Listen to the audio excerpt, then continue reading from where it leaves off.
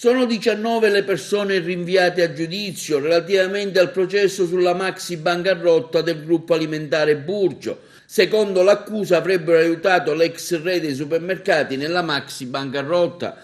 Il GUP del Tribunale di Agrigento, Fulvia Veneziano, ha disposto così il rinvio a giudizio nei confronti di 19 persone, tra dirigenti della banca Unicredit, consiglieri di amministrazione, componenti del collegio sindacale, coinvolte nella inchiesta Discount che ha fatto luce su una maxi bancarotta da 50 milioni di euro che ha visto protagonista l'imprenditore agrigentino Giuseppe Burgio.